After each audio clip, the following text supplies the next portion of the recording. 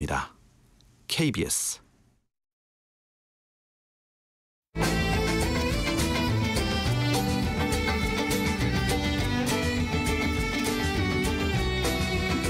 오늘을 함께하며 여러분의 내일을 응원합니다. 성공예감 이대호입니다.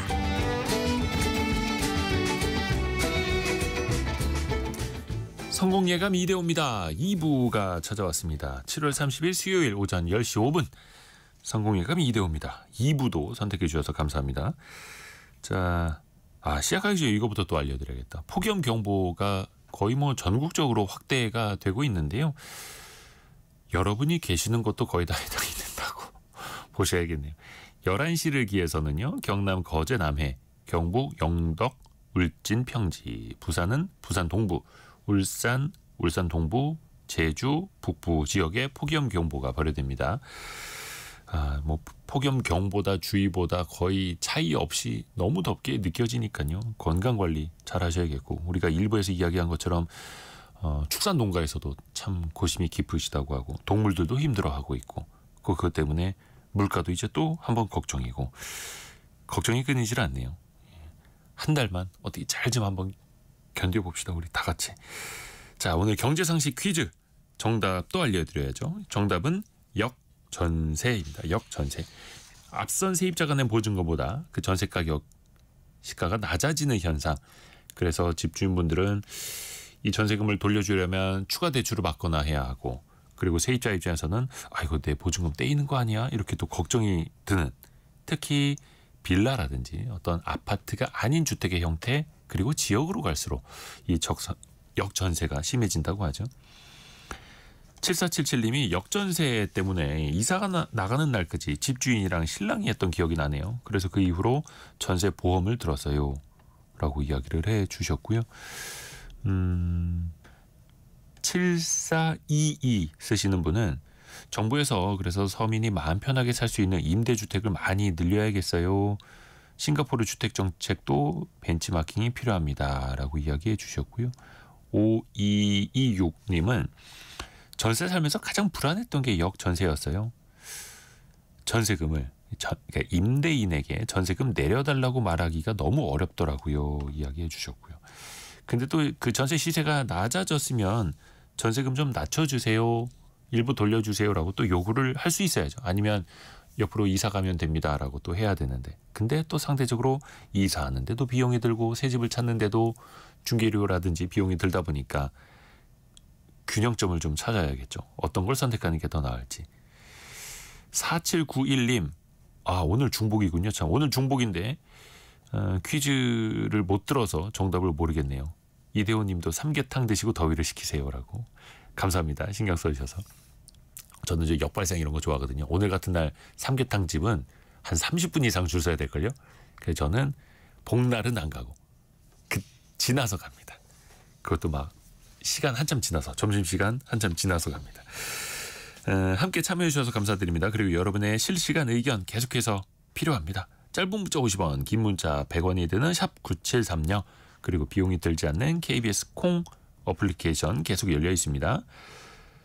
이 시각 현재 코스피, 코스닥 0.55%, 0.58% 오르고 있네요. 코스피는 3,249, 코스닥은 809, 원달러 환율은 한 1,380원대를 기록을 하고 있네요. 어제 비해서는 좀 내려오고 있습니다. 1,380원대 초반까지 내려와 있고요. 시가총액 상위 종목들 다른 것보다 눈에 띄는 게 삼성전자네요. 삼성전자가 2.55% 추가로 올라서 72,400원까지 올라가고 있습니다. 거의 2년 내 최고가로 이제 회복을 하고 있는 건데요. 물론 8만전자에 계시는 분들은 아직은 좀 부족하겠습니다만, 그래도 최근에 삼성전자가 테슬라와 22조 7천억 원 규모의 파운드리 계약을 맺으면서 반도체 위탁 생산 계약을 맺으면서 시장에서는 좀 기대감이 커지고 있습니다. 그런데 반도체 품목 관세라든지 남아있는 허들, 얼마나 더 이게 높아질지 따져볼 게 굉장히 많습니다. 그래서 이분을 모셨는데요. HSL 파트너스 이형수 대표와 함께합니다. 대표님 안녕하세요. 네, 안녕하십니까. 그래도 좀 삼성전자가 오르면서, 주가가 오르면서 이른바 왜 별명이 IT의 신 아닙니까, 이영세 대표님? 네. 어떻게 좀 주변의 반응도 좀 좋아지고 있나요? 네, 이제 테슬라 딜이 나오고 나서 네. 그 삼성 파운드리하고 이제 테슬라가 22조 8천억 규모의 이제 딜을 정말 패키지 딜을 성공을 시켰잖아요. 네. 그게 이제 28일 날 발표가 되고 나서부터 예. 이제 여러 군데서 섭외 요청이 많이 오고 있는데 갑자기 네. 느껴지죠. 예, 여기 제가 사실 이 유튜브나 이런 데서 한 두세 달 전에 이야기를 많이 했었던 내용들인데 안 나오니까 왜 소설 쓰고 있냐 이러다가 최근에 이제 왜 희망회로 돌리느냐 네. 아마 이런 비판들. 최근에는 이제 미안하다고 이런 분들이 많으세요. 댓글로. 아, 내가 비판해서 미안하다. 아, 네, 내가. 그럼 어떤 단서를 가지고 그러면 테슬라와 삼성전자의 파운드리 계약을 예상을 하신 거예요? 네, 요거 뭐 이야기를 좀 말씀드리면요. 테슬라하고 삼성 파운드리가 요거를 거의 뭐 이게 태핑이라고 하죠. 우리 뭐 이렇게 서로 할 수 있는지 한번 검토해 보자. 조율했던. 네, 그거는 좀 오래됐습니다. 그래서 일론 머스크가 삼성 공장 찾아가서 뭐 이재용 회장하고 사진 찍고 이런 것도 꽤 오래됐잖아요. 맞습니다. 그래서 이게 사실상 실무자들 선에서 왔다 갔다 하면서 거의 뭐 이 계약 사인 전까지 왔던 분위기가 한 4월 정도였어요. 그래서 실제로 테슬라 실무자들이 삼성에 방문을 해서 이렇게 이제 한 내용들을 제가 확인을 했고, 그리고 이제 이달 초에 그 삼성 테슬라 실무자들이 와서 삼성하고 이제 파운드리 계약을 하고, 그리고 주말에 삼성 지원 TF 있잖아요. 네. 그 사업 지원 TF 여기가 사실상 예전에 뭐 미래 전략실 같은 역할을 하고 있던데 여기 이제 보고가 됐다라는 내용까지는 확인을 했었거든요.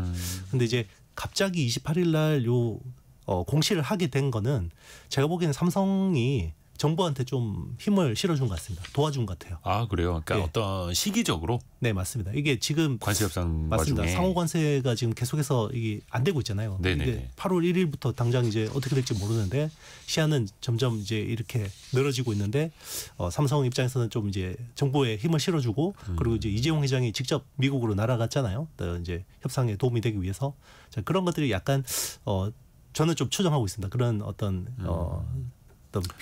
배경들이 있지 않았을까. 그렇죠. 네. 그래서 과거에 이건희 회장님이 살아계실 때도 그런 역할을 좀 많이 그렇죠. 했었고. 네. 삼성이 사업 보국이라는 그 캐치프레이즈를 잘 지키고 있죠, 그래도. 네. 그러게요.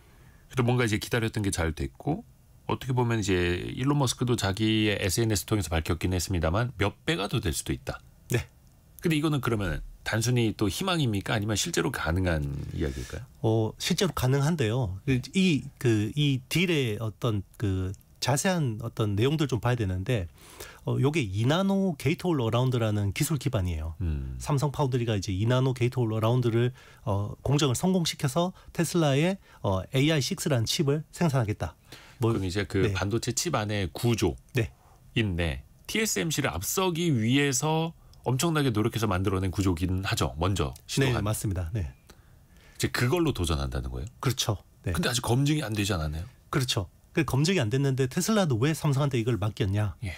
일단 TSMC가 더 잘하겠죠. 사실 생산 수율 현재까지. 맞습니다. 생산 수율도 좋고 아무래도 안정적으로 만들어 본 경험도 많고 한데 네. TSMC에는 줄 서 있는 빅테크들이 너무 많아요. 네. 일단 최우선 고객은 엔비디아하고 애플이고요. 그렇죠.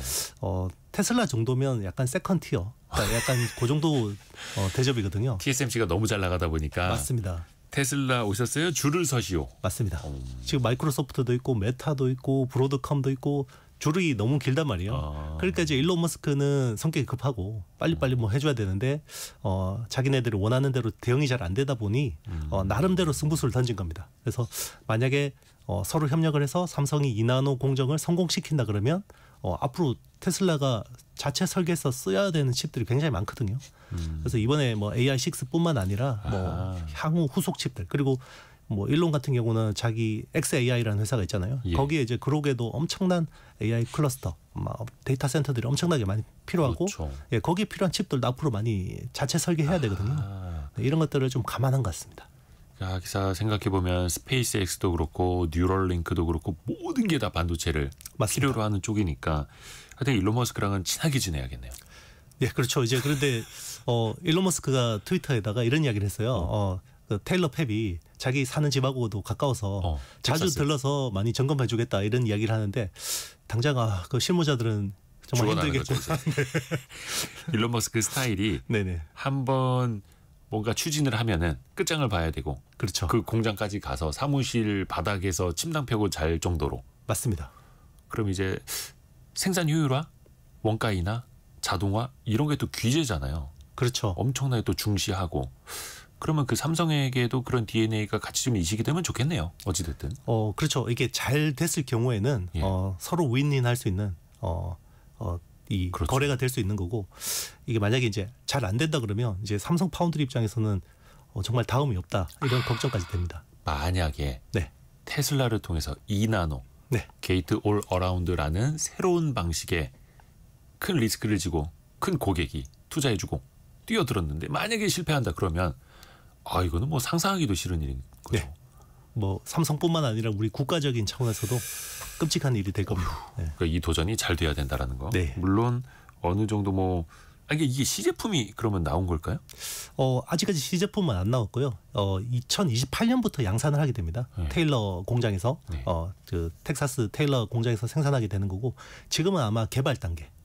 그래서 이제 서로 이렇게 그러니까 데이터들을 주고받고 하는. 개발 단계에서 일론 머스크가 삼성을 믿은 건데 그 믿음에 보답을 해야죠. 그리고 또 이제 파운드리라는 영역이 고객 우선주의가 되게 중요하다면서요. 네, 맞습니다. 서비스업이에요. 네. 그렇죠. TSMC는 그 고객의 모든 걸 다 맞춰주고 주말이 됐든 밤이 됐든 고장 나면 다 출동해주고. 그 삼성이 그 측면이 약하다는 지적을 되게 오랫동안 받았던 거잖아요. 그렇죠. 아무래도 삼성은 메모리 반도체를 주력으로 하던 회사다 보니 이게 아무래도 수직적인 협력에 익숙해요. 그리고 이제 제품 자체도 범용이잖아요. 그래서 싸게 잘 만들면 팔리는 거지. 이걸 왜 고객이 뭐 감나라 배나라 하는 걸 다 들어줘야 되냐. 자, 이런 식의 마인드가 강하고요. TSMC도 원래부터 파운드리라는 어떤 그 근본을 가지고 시작한 회사이기 때문에 고객의 목소리에 우선적으로 귀를 기울이는 문화가 있습니다. 그러니까 파운드리가 위탁 생산이니까 네, 위탁해주는 사람이 최고다. 그렇죠. 라는 정신을 갖고 있어야 되는 거죠. 삼성도 이제 그게 다름 아닌 테슬라니까. 네. 생각을 조금 더 이제 바꿔야 될 거고. 그것도 되게 궁금해요. 그 AI4 칩을 삼성이 좀 했었고 AI5라는 칩은 TSMC에게 맡기고 AI6라는 칩을 이제 삼성에게 28년부터 생산하도록 한다는 거잖아요. 이거는 왜 자꾸 왔다 갔다 하는 겁니까? 테슬라가. 그러니까 이제 사실 TSMC 입장에서도 예. 테슬라라는 회사를 이 AI 어떤 혁명에서 이 파트너십을 가져가지 않을 수가 없는 회사거든요. 그럼에도 불구하고 이제 또 이 물량이나 이런 부분에서는 또 완전히 또 이렇게 밀어주기가 쉽지 않고 그러다 보니까 이게 칩이 왔다가 갔다가 하는 측면이 있는데 일단 AI4라는 칩부터 이제 AI라는 시리즈가 붙기 시작했어요. 그러니까 네. 그럼 AI4면 AI 1, 2, 3도 있겠군이 생각하잖아요. AI 1, 2, 3는 없어요. 공식적으로. 그래서 그전에는 뭐라고 그랬냐면 그 FSD, 풀 셀프 드라이빙 하드웨어 1.0, 2.0, 3.0 이렇게 불렀어요. 그래서 이제 FSD 칩이라는 거는 테슬라 자율주행차, 네. 자율주행에 쓰기 위한 칩이었고요. 하드웨어 1.0은 모빌아이라는 칩셋 업체, 그러니까 네. 자율주행 칩을 설계하는 회사가 제공을 해줬어요. 이스라엘 회사. 네, 맞습니다. 예. 이스라엘 회사인데 이제 인텔이 인수를 했죠.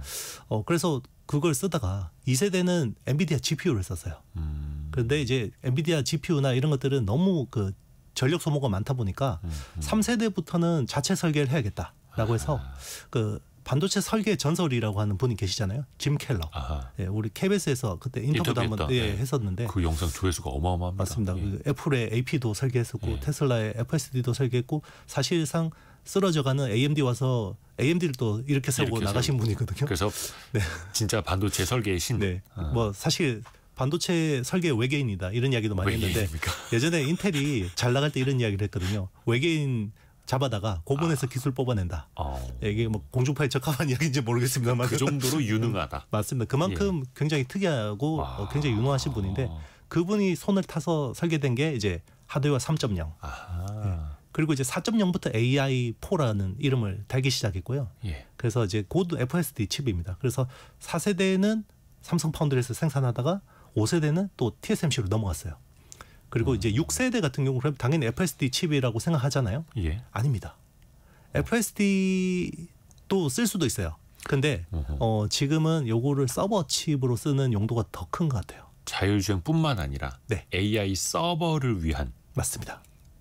일종의 CPU 같은 개념처럼요? 아니면은 그러니까 엔비디아의 GPU나 네. AMD의 GPU하고 같이 이렇게 병렬로 연결해서 쓰는 거죠. 이걸 보통 이제 AI 클러스터를 꾸린다고 하는데 서버들이 여러 대 있잖아요. 이거를 마치 연결해서 한 개의 컴퓨터처럼 돌아가게 만드는 걸 이제 AI 클러스터라고 하는데 거기에 필요한 주문형 반도체입니다. 그리고 아까 그 이야기했던 짐 켈러 같은 경우에는 우리나라 기업들하고도 계속 협업을 하고 또 투자를 더 받으려고 하고 삼성과도 관계가 괜찮은 걸로 네. 알고 있는데 이게 또 유기적으로 각자 잘 맞물려 돌아가면 좋겠네요. 잘 돼야 됩니다. 이거는 파운드리. 그렇죠. 예. 또 뒷부분에 파운드리 관련된 질문 하나 더 해볼게요. 뒷부분에. 우선은 또 급한 게 관세 협상입니다. 미국과의 상호 관세. 이거 8월 1일 이틀 남았어요. 네. 그리고 또 거기다가 반도체는 아예 별도의 품목 관세를 매기겠다. 뭐 한 2주 후에 발표하겠다라고 하지 않습니까? 미국 입장에서 이걸 왜 이렇게 따로 가는 걸까요? 시기도 그렇고 세율도 그렇고. 일단 뭐 다른 품목하고 다르게 반도체는 좀 민감하게 다룰 필요가 있어요. 미국 입장에서. 네, 미국 입장에서. 네. 왜 그러냐면 트럼프가 뭐 관세도 매기고 뭐 감세도 하고 이런 거 왜 하겠습니까? 결국 패권 전쟁에서 이기려고 하는 거잖아요. 자, 그러면 지금 패권 전쟁, 특히나 중국과의 패권 전쟁에서 이기려면 뭘 해야 되냐? 네. AI에서 확고한 1등이 돼야 됩니다. 그러면 AI에서 확고한 1등이 되려면 미국의 빅테크 기업들이 AI 쪽에서 압도적인 기술을 갖게 해야 되거든요. 네. 자, 그러면 미국 기업들의 AI가 압도적인 기술을 가지려면 필요한 게 두 가지입니다. 반도체. 네. 그러니까 우리 흔히 얘기하는 컴퓨팅 파워라고 하죠. 이 반도체를 가지고 데이터 센터를 겁나게 많이 지어야 됩니다. 네. 자, 그런데 데이터 센터를 겁나게 많이 지으면 전기 소모가 갑자기 너무 폭증하고요. 예. 네, 그래서 전력 인프라를 또 투자를 해줘야 되고요. 그리고 또 하나가 이제 데이터입니다. 네, 데이터를 최대한 좋은 데이터를 많이 모아야 됩니다. 그럼 데이터를 많이 모으려면 미국 빅테크들의 플랫폼에서 전 세계 사람들이 더 많이 이 미국의 소프트웨어를 쓰게 해야겠죠. 그렇죠. 그런데 이제 전 세계에서 보면 특히나 유럽이나 뭐 중국도 마찬가지고 미국의 어떤 그 플랫폼을 약간 그 비관세 장벽으로 막는 경우가 되게 많죠. 당장 우리나라 같은 경우도 지도 반출, 지도 데이터에 대한 반출에 대해서 구글이 굉장히 불만을 가지고 있고 네. 이걸 또 트럼프 대통령한테 굉장히 어필하고 있죠. 예. 자, 이런 것들을 다 트럼프가 해결하겠다. 그래서 마가, 메이터 아메리카 그레이터 어게인을 하겠다라는 생각입니다. 그러게. 그러니까 패권 전쟁 중에 AI가 빠질 수 없고 AI에 반도체가 빠질 수 없고 줄줄이 이어지는 건데 그게. 그렇죠. 우리 입장에서 보면 특히나 이제 반도체가 가장 예민하고 그럼 이거는 우리 입장에서는 피할 수가 없는 건데 근데 생각해 보면 미국 내에서 반도체를 제조하는 게 거의 미미하잖아요. 뭐 타이완이라든지 대한민국에서 만들어서 수출을 하는 거고 또 반도체 자체를 만드는 기업 자체가 많지 않고 그럼 미국 입장에서 그냥 자기네 구입 비용 생산자 물가 같이 그냥 올라가 버리는 거 아닙니까? 맞습니다. 그런 거를 감수하고라도 일단 미국 내에다가 반도체 제조 시설을 가져오겠다. 특히나 지금 타깃은 시스템 반도체, 특히나 AI 반도체를 생산할 수 있는 시설입니다. 그래서 대만의 TSMC를 미국 내에다가 투자하게 했고요. 예. 그래서 애리조나 팹이 지금 돌아가고 있죠. 그리고 이제 삼성의 테일러 팹 투자도 사실 그런 측면에서 투자가 된 겁니다. 그래서 당장은 뭐 물가가 올라가고 뭐 가격이 올라가서 자국 기업들이 일부 피해를 볼 수는 있지만 어쨌든 그렇게 하지 않으면 미국 내에다가 제조 시설을 투자할 요인이 없는 거죠. 그러니까 단기적인 물가 피해는 좀 보더라도 장기적으로 위대한 미국을 재건하기 위해서 이렇게 가겠다. 맞습니다. 그러면은 일단은 일본하고 유럽이 상호 관세율 15%로 약속을 했습니다. 미국과. 우리는 좀 협상 시간이 남아 있고 우리도 최소한 한 15%는 돼야 하는데 만약에 또 그러면 반도체에 대해서는 품목 관세가 뭐 20몇 % 이렇게 될 수도 있는 거고 품목 관세가 또 의미가 있으려면 일반적인 상호 관세보다는 미국 입장에서는 높아야 될 거 아니에요. 그래야지 또 미국으로 제조 공장을 들고 들어온다고 할 테니까. 그러면 반도체 업계는 이게 어떤 차이, 어떤 영향이 있을까요? 일단 이제 반도체 특히나 이제 우리가 주력으로 하는 거는 메모리 반도체잖아요. 네. 네, 요거를 조금 이제 발라서 봐야 됩니다. 나눠서. 그래서 뭐 크게 보면 B2B, B2C 이렇게 이제 좀 발라서 보면 되는데요. 네. B2B는 이제 데이터 센터, 서버에 들어가는 이제 칩이라고 보면 되고 네. 대표적인 아이템이 HBM, 하이 밴드위스 메모리라고 하는 이런 칩이라고 보면 되고요. 네. 그리고 B2C 같은 경우는 이제 스마트폰이 제일 큰 어떤 수요처입니다. B2C에서 네. 그리고 이제 PC, 뭐 가전, 뭐 이런 쪽이 이제 있고요. 네. 일단 관세의 영향은 B2B는 덜 민감해요. B2C는 좀 민감합니다. 그리고 B2C 제품 같은 경우는 중국으로 수출을 해서 중국에서 완제품으로 조립해서 미국으로 들어가는 구조거든요. 그래서 이제 관세의 영향이나 이런 것들이 크고 그리고 실제로 우리가 미국으로 직접 수출하는 반도체 수량은 많지 않습니다. 예. 그래서 이런 것들을 좀 감안해서 봐야 되고 그리고 최대 고객이 네. 뭐 중국, 베트남 뭐 이렇게 되죠. 맞습니다. 그리고 이제 미국의 메모리 회사가 있잖아요. 마이크론이라는 회사가. 예. 근데 마이크론도 입장이 별로 다르진 않아요. 마이크론이 미국 내 팹은 거의 별로 의미 없는 수준이고요. 대부분 대만이나 일본, 뭐 아시아 쪽에 예. 포진돼 있기 때문에 아무래도 그 관세들 영향을 피할 수가 없어요. 마이크론도. 그런데 이제 B2B 같은 경우는 HBM이나 이런 것들은 관세 영향이 없을 수는 없지만 상대적으로 덜 민감할 수밖에 없는 게 B2C 제품은 경기가 안 좋고 갑자기 뭐 내 주머니가 가벼워지고 이러면 구매를 미루잖아요. 그렇죠. 스마트폰 안 바꾸고. 그렇죠. 더 오래 쓰고 뭐 액정 좀 깨져도 더 쓰고 이게 이제 내구 소비재이기 때문에 그런 건데요.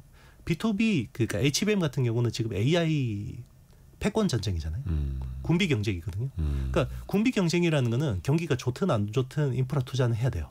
그래서 그리고 이 AI 군비 경쟁을 해야 미국 기업들이 AI 혁명에서 패권을 차지할 수가 있거든요. 네. 그러니까 가격이 오르든 이런 것들이 뭐 어느 정도 이제 관세 영향이 있더라도 뭐 수요가 이렇게 뭐 크게 위축되거나 이럴 가능성은 당분간 낮다 이렇게 보고 있습니다. 그래서 어떻게 보면 AI 패권 과정에서 빅테크들은 또 그들 나름대로의 빅테크 사이의 패권 경쟁이 또 이어지고 있고 투자를 늦출 수도 없고 관세 때문에 AI 칩 가격이 올라가더라도 쓸 수밖에 없고 AI 측면으로 좀 여쭤볼게요. 이번에 AI 텐베거 투자라는 또 책도 쓰셨어요. 그 트럼프 대통령이 AI 액션 플랜이라는 거를 발표했더라고요. 보니까 결국 그거던데요. 반도체, 서버, AI 모델, 기술 표준 다 그냥 미국 거 써라.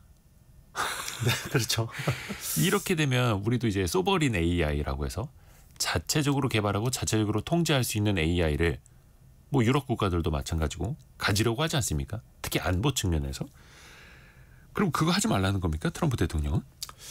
그러니까 이제 어쨌든 트럼프 대통령이 취임하자마자 가장 크게 진행한 프로젝트가 있죠. 스타게이트. 그래서 오픈 AI, 마이크로소프트, 엔비디아, 암, 뭐 그리고 오라클 뭐 이런 회사들 다 끌어모아서 그때 그 소프트뱅크의 소프트뱅크, 저기 그렇죠. 손정희 회장도 가서 맞습니다. 엄청난 투자하겠다라고 했던 게 그거였죠. 그렇죠. 그게 이제 트럼프 대통령 임기 내에 5천억 달러를 투자하겠다라는 거거든요. 사실상 이게 그 AI 반도체부터 서버, 데이터 센터, 전력 인프라 이런까지 다 아우르겠다라는 거거든요. 자, 그거를 해서 미국이 패권을 차지하겠다라는 거잖아요. 그런데 이제 일단 중국에다가 수출을 막게 되면 이 관련 기업들이 아무래도 매출이 향후 기대할 수 있는 매출이 떨어질 수밖에 없잖아요. 네. 그래서 어떻게 했냐면 바이든 대통령 때 있던 규제들을 다 없애버렸어요. 바이든 대통령 때 어떤 규제들이 있었냐면 그때 당시만 해도 AI라는 거는 핵처럼 위험하다. 그래서 뭔가 검증 가능하고 안정성에 대해서 기업들이 입증을 해라. 아하. 라고 하니까 이게 개발 속도가 늦어질 수밖에 없잖아요. 아하. 투자도 좀 약간 지연될 수밖에 없고. 네. 그리고 이제 바이든 대통령 때의 약간 그 외교적인 어떤 그 위치가 중동하고 사이가 안 좋았어요. 네. 그래서 중동에도 이런 AI 인프라를 투자를 못하게 했어요. 그러니까 수출을 못하게 했습니다. 그런데 트럼프 대통령이 중국에 못 팔게 하는 대신에 중동 시장을 열어줬어요. 그래서 사우디아라비아에 다 빅테크 CEO들 다 끌고 가서 맞아요. 네, 그래서 막 파티하고요.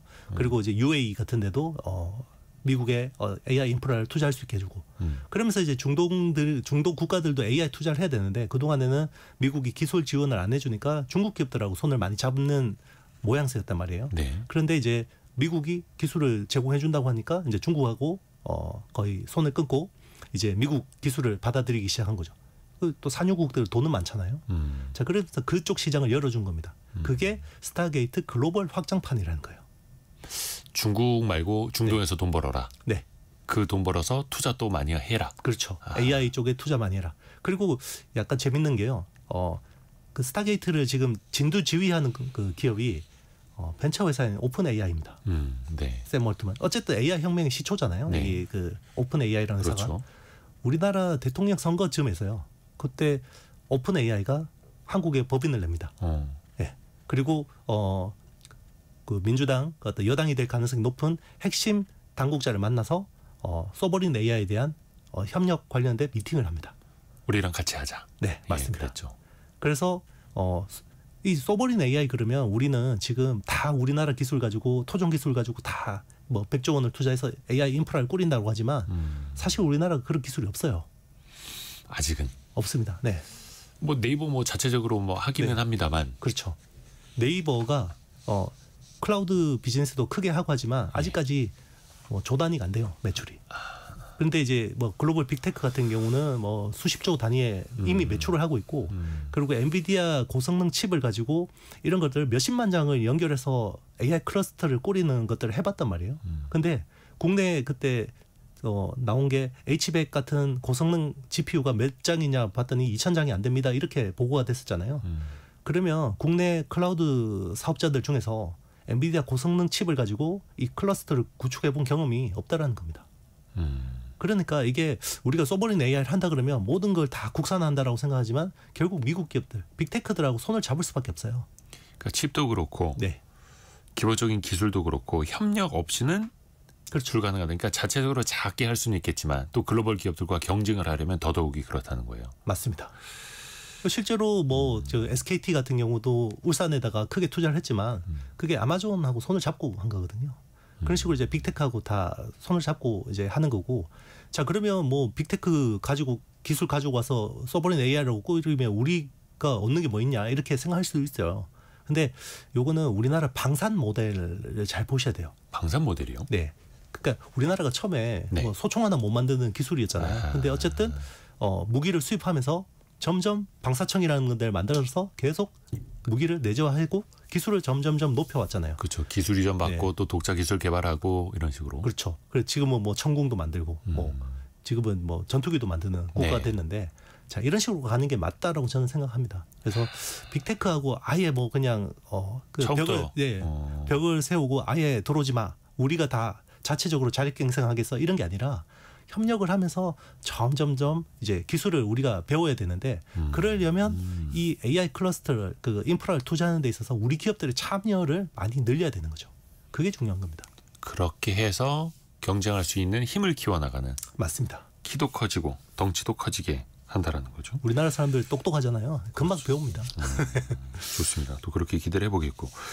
그 AI 패권 전쟁도 이야기를 했는데 특히 이제 반도체 경우에 미국이 한동안 중국으로 가는 엔비디아의 GPU를 통제했었죠. 그리고 H20 정도 되는 중간 사양 정도만 팔아라 했다가 그것도 나중에 금지를 했다가 결과적으로 가장 최근에 H20의 수출까지도 다시 재개하도록 했어요. 이건 어떤 의미일까요? 뭐 중국의 AI를 견제해봐야 잘 안 되더라라는 걸까요? 어떤 의미입니까? 어쨌든 이제 미중 패권 전쟁을 하고 있지만 대화는 해야 되잖아요. 네. 그리고 이제 트럼프 대통령이 이제 시진핑을 만날 때가 됐어요. 근데 서로 분위기 안 좋게 만나봐야 뻔하잖아요. 결과가.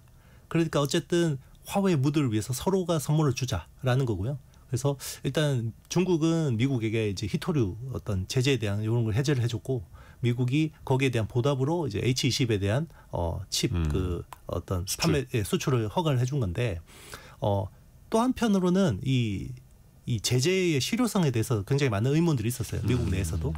왜냐하면 최근에 중국이 신장 위구르 지역에다가 데이터 센터 30개 정도를 짓겠다라고 이야기했거든요. 예. 근데 여기 들어가는 칩셋을 보니까 엔비디아의 H100 같은 지금 아예 못 들어가게 돼 있는 칩들이죠. 이게 거의 한 11만 5천 장이 들어간다는 거죠. 어떻게요? 그러니까요. 이게 제재를 했는데 왜 원래 H20만 사야 되는데 왜 H100이나 저렇게 들어가 있지? 라고 봤더니 우회 수입입니까? 맞습니다. 동남아, 싱가포르나 태국이나 말레이시아나 이런 데 들어가는 걸로 팔았는데 실제로 보면 이제 다 밀수를 해서 중국으로 많이 들어가더라는 거죠.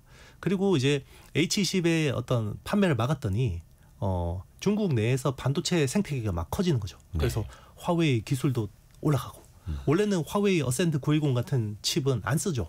근데 없으니까 H20을 못 사니까 이제 그런 것들을 사주고 그리고 이제 캠브리콘이라는 GPU 같은 것들도 원래는 도저히 쓸 수가 없어요. 이거는. 근데 H20을 못 사니까 자 그것도 써주니까 그쪽 매출이 막 늘어나요. 봤더니 젠슨왕이 저렇게 놔두면 중국에서 독자 생태계가 생기게 되면 우리의 기술 의존도를 벗어나게 되면 이게 오히려 더 우리한테 독이 될 거다. 그래서 약간 저사양의 기술은 어차피 실효성도 없는데 풀어주자라는 게 이제 설득이 먹혔다라고 보고 있습니다. 또 중국의 반도체 관련 기술도 계속해서 올라오고 있고 어떻게 보면 이제 궁해진 상황에서 살 길을 찾다 보니까 중국 사람들이 더 열심히 기술을 개발하더라 이거였죠. 그래서 어떻게 보면 제재 통제 견제의 역설이라고도 하고요. 근데 중국이요 이번에는 전 세계와 인공지능 기술을 공유할 준비가 돼 있다라고요. 뭔가 중국이 그러니까 오픈 AI는 되게 폐쇄적인데 중국의 AI를 오픈 소스처럼 다른 나라들도 가져다가 쓰세요. 이건 어떤 계산일까요?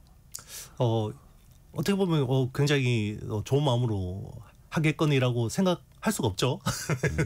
그러니까 중국이 그렇게 하는 이유는 결국 중국이 아무리 좋은 모델을 개발해도 해외에서 좀 쓰기가 찜찜하죠. 네. 딥시크 때도 네. 우리가 겪어본 그렇죠. 것처럼 이게 내가 여기에 정보를 올릴 경우에 데이터를 올릴 경우에 어떻게 될지도 굉장히 찜찜하고 그래서 이제 중국 입장에서는 생태계를 만들려면 결국 자기네들 기술을 다 펼쳐질 수밖에 없어요. 다 퍼질 수밖에 없습니다. 자, 그럼 미국 같은 경우는 우리는 오픈 AI라고 하지만 사실상 클로즈드 AI거든요. 폐쇄형 모델이거든요. 그렇죠. 네, 그래서 뭐 그 오픈 AI 모델을 가지고 뭐 이렇게 개조해서 쓰거나 이런 건 전혀 안 되잖아요. 네. 일부 메타 같은 회사가 라마라는 모델을 오픈 소스처럼 제공하지만 이것도 굉장히 제한적인 오픈 소스고요. 사실 뭐 중국의 딥시크라든지 이런 모델들은 사실상 완전 거의 뭐 리눅스처럼 오픈 소스로 해서 쓸 수 있는 정도거든요. 그러니까 이제 많은 어떤 개발자들이 일단은 이 모델 가지고 와서 오픈 소스처럼 써야지 이 데이터들이 쌓이는 거죠. 중국 그 내에서. 그리고 이제 여기에 이 생태계가 구축되면 중국의 어떤 기술 표준 이런 것들이 더 확대되는 효과도 있는데 네. 자 이제 여기서 문제가 있어요.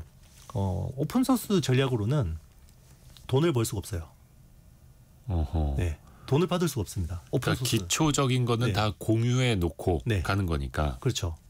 그러면 이제 계속 중국 정부가 자금을 태워줘서 오픈 소스를 계속 유지하게 밀어줘야 되는데 지금 뭐 미국 빅테크들 투자하는 규모나 이런 것들 보면 자금 싸움에서 아무리 중국도 부자 나라지만 네. 이게 게임이 안 되는 거죠. 그렇다고 해서 중국이 폐쇄적인 모델을 내놓으면 아무도 안 갖다 쓰고 이게 약간 뭐 중국 입장에서 딜레마입니다. 그래서 기술 표준을 빨리 선점을 해서 나중에 좀 뭔가 이걸 사업화하는데 또 전환을 할 수밖에 없겠죠.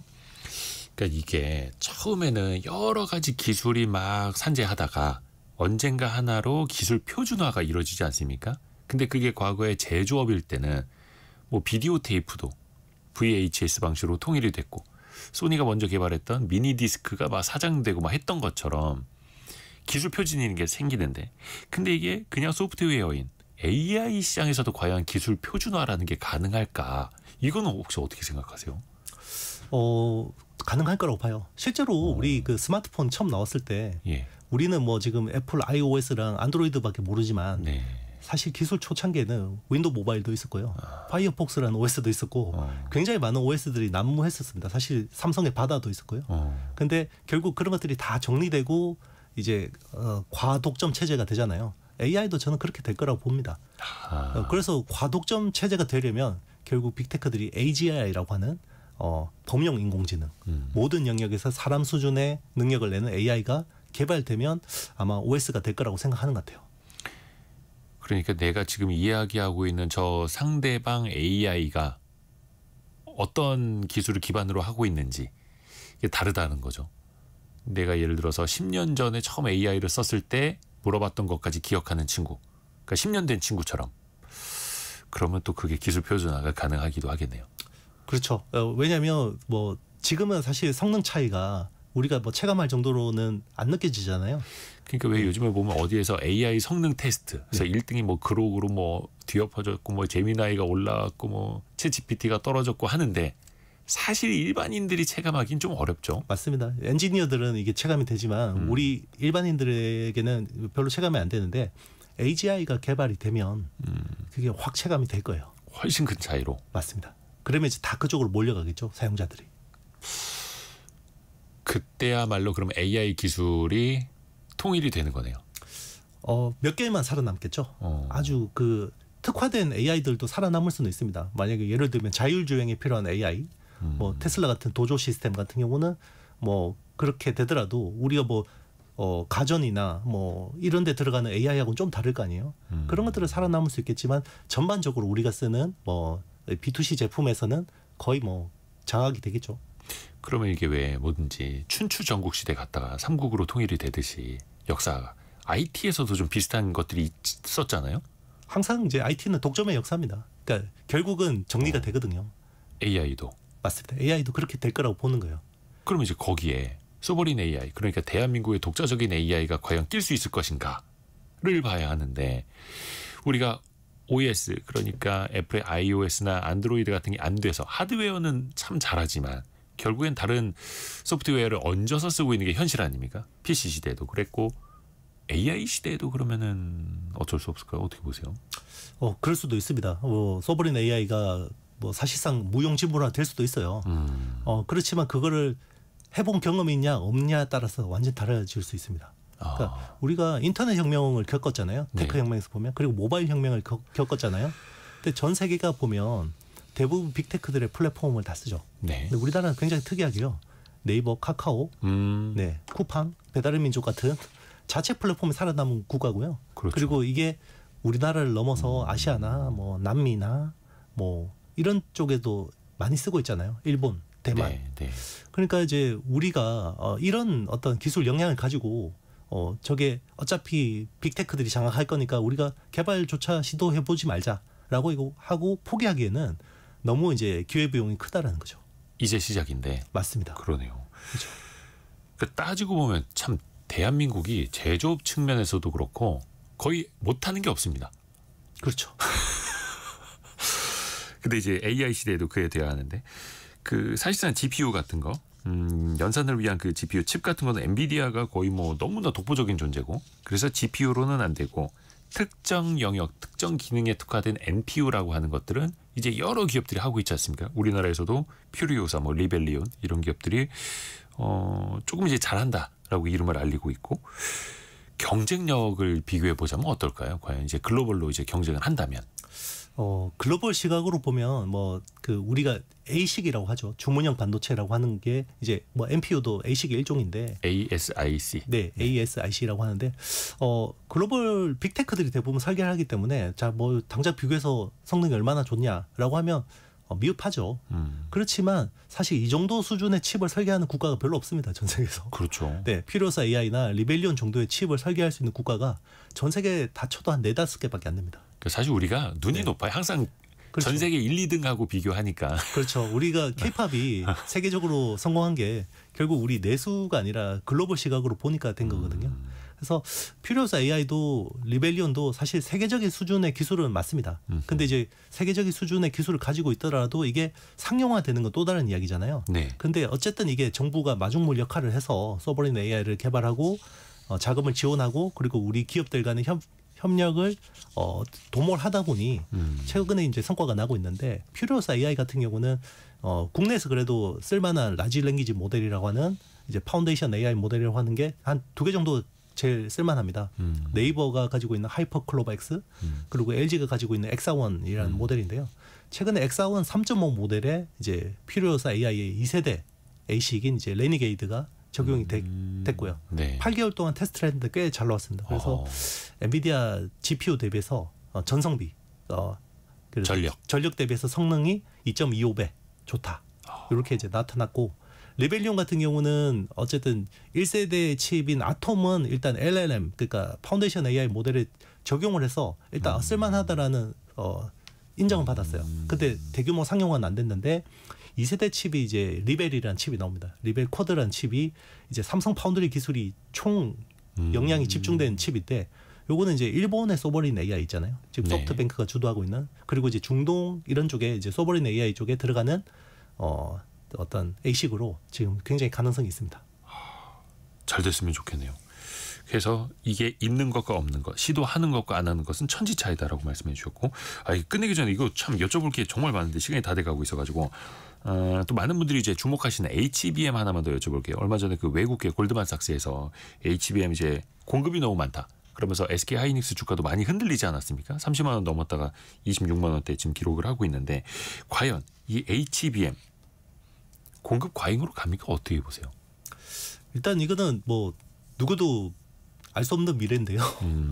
사실 요 똑같은 스토리로 작년에 모건 스탠리가 겨울이 온다라고 해서 보고서를 냈고 HBM에 대한 공급 과잉 가능성을 제기를 했었어요.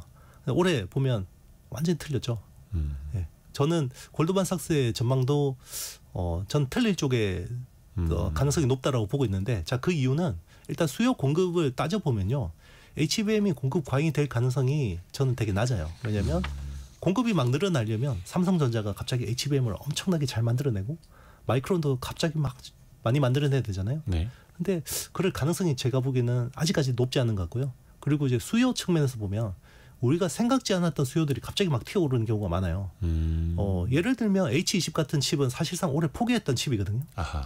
그래서 엔비디아가 1분기에 요거 못 팔게 되니까 80억 달러 손실 처리하고 그리고 올해 생산 계획을 아예 접었어요. 그리고 이번에 판매 재개가 됐을 때도 그냥 재고 100만 개 있는 것만 팔고 그냥 끝내겠다라고 했거든요. 근데 중국에서 수요가 너무 좋아요. 그래서 급행료를 지불하고 TSMC에다가 30만 개 주문했습니다. 더 빨리, 더 많이. 그렇죠. 거기에 들어가는 HBM은 올해 수요 계획이 있었을까요? 없었죠. 그러니까 공급 과잉이 될지언정 또 수요가 더 과잉되니 또 균형을 또 찾아가는 거예요. 그러면 공급이 과잉이 될 수가 없죠. 그러네요. 이야, 오늘 많이 배웠습니다. 벌써 시간이 다 됐네요. HSL 파트너스 이형수 대표였습니다. 고맙습니다. 네, 감사합니다. 라디오 정보센터 다녀옵니다. 이재명 대통령이 오늘 비상경제점검 TF 3차 회의를 주재합니다. 이번 회의에서는 정부의 재정 운용 방향과 내년도 세금제도 개편 등이 논의될 거로 보입니다. 김윤덕 국토교통부 장관 후보자가 어제 인사청문회에서 임명되면 이른 시일 내에 주택 공급 대책을 내놔 시장 불안을 해소하겠다고 밝혔습니다. 더불어민주당 정청래와 박찬대 당대표 후보가 어제 3차 TV토론에서 조국 전 대표의 사면은 대통령의 판단을 따라야 한다고 밝혔습니다. 미국의 50% 관세 폭탄을 앞둔 브라질의 룰라 대통령이 관세 문제 해결을 위해 트럼프 미 대통령에게 저자세로 나오지는 않을 것이라고 브라질 정부 핵심 관료가 밝혔습니다. 지금까지 라디오 정보센터 뉴스 정원나였습니다. 우리 청취자 여러분의 질문이 콘텐츠가 되는 시간입니다. 애프터 서비스 유혜진 리포터. 안녕하세요. 네, 안녕하세요. 어떤 질문이 들어왔나요? 네, 0340님. 에어컨 온도를 26도로 설정했을 때 제습과 냉방 중 어떤 게 더 전기요금이 덜 나올까요? 하고 문자 주셨습니다. 이거 결론부터 말씀드리면 큰 차이 없다고 합니다. 큰 차이가 없다고 합니다. 일단 왠지 제습으로 해놓으면 전기요금이 적게 나올 것 같은 느낌은 풍량을 좀 약하게 돌리게 되고 온도를 조금 더 높게 설정하기 때문인 거고, 사실상 근본적인 에너지 소비 방식은 냉방하고 거의 차이가 없다라고 합니다. 그래서 오히려 제습 모드가 더 전기요금을 더 많이 낼 수도 있거든요. 이거는 실내 온도는 낮은데 습도가 높은 날 제습을 하려면 계속 실외기를 가동해야 하기 때문인 거죠. 그래서 냉방 효과 없이 습기 제거만 할 경우 오히려 역효과가 날 수도 있다는 거고, 그 에어컨 전기요금의 핵심이 사실은 실외기에 있더라고요. 그렇죠. 그래서 인버터 방식이라는 게 실외기의 속도를 이렇게 조절을 해주는 거고, 그게 아니라 정속 방식이 예전 구형 에어컨 같은 경우는 그냥 계속 최대치로 돌리고 멈췄다가 다시 세게 돌리고 이것만 하다 보니까 구형 같은 경우는 전기요금이 거기서 많이 나오는 거죠. 그래서 핵심은 실외기에 있다는 거예요. 그래서 만약에 제습만 필요하시다면 작은 제습기를 따로 하나 집에 돌리시는 게 낫다라는 겁니다. 다음 질문은요? 네, 7097님. 국내 국제 송금 시 온라인으로만 거래가 되나요? 현금의 이동은 없나요? 하고 궁금증 보내주셨습니다. 우리가 송금을 할 때마다 은행이 돈다발을 가지고 다닌다면 불편하겠죠. 네. 국제도 마찬가지고 국내도 그런데요. 그래서 금융결제원의 지급결제 시스템을 통해서 한국은행에 맡겨둔 지급준비 예치금이라는 것에서 은행들이 서로 차액만 계산을 하게 되는 겁니다. 어떤 은행이 100만 원을 송금을 했고 어떤 은행은 90만 원을 송금을 했다면 서로 그 차액 10만 원만 네. 그것도 이미 예치된 계좌 내에서 카운팅만 바꾸는 거죠. 그게 훨씬 더 편하다는 거고. 해서 은행들의 정산 시간이죠. 왜? 밤 11시 50분에서 거래가 안 되죠. 그때는. 한 10분, 아니다 15분, 20분 정도는 거래가 안 네. 되지 않습니까? 그때 은행들이 이걸 정산하는 시간입니다. 그때 그래서 은행 계좌에 연계된 체크카드도 쓸 수가 없죠. 네. 한 15분, 20분간 불편하죠. 그때 은행들이 이걸 정산하는 시간이다 보시면 되겠고 국제 결제도 마찬가지입니다. 스위프트라고 하는데 소사이어티 포 월드와이드 인터뱅크 파이낸셜 뭐 텔레커뮤니케이션 이렇게 되는데 이게 국제 결제망이라는 거고 미국이 러시아를 제재할 때 이 망에서 너네 이거 쓰지 마라고 하면서 러시아를 제재하는 수단으로도 활용된 게 바로 이런 겁니다. 다음 질문은요. 네, 하정숙님. 저도 잠자는 시간이 줄었는데 평균 수면 시간이라는 8시간은 신생아까지 전 연령대를 다 포함한 통계인가요? 하고 문의를 주셨는데요. 네. 이번에 통계청에서 발표한 생활시간 조사가 있습니다. 전 국민 즉 10세 이상을 대상으로 한 조사고요. 평균 수면 시간은 조사 이래 최초로 줄어든 8시간 4분이었습니다. 참고로 이 중 10대가 8시간 37분으로 수면 시간이 가장 길었고요. 50대가 7시간 40분으로 가장 짧았다고 합니다. 그리고 유류 할증료 물어보신 분이 티켓을 미리 결제했는데 유류 할증료가 더 붙진 않겠죠라는 질문. 네, 맞습니다. 이게 왜냐하면 발권일 기준으로 하기 때문인데요. 옛날에는 발권을 공항 가서 했잖아요. 근데 요즘에는 이티켓이라고 바로 발권이 됩니다. 그러니까 발권의 기준이 예약이 아니라 결제 기준이다 이렇게 생각하시면 쉬우니까요. 여러분이 티켓 가격, 잔금을 다 치르셨다면 유류 할증료 이미 기준이 끝났다. 지난 겁니다. 유혜진 리포터 고맙습니다. 감사합니다. 저희는 내일 아침 9시 5분을 다시 기약하겠습니다. 성공 예감은 오늘도 여러분을 응원합니다.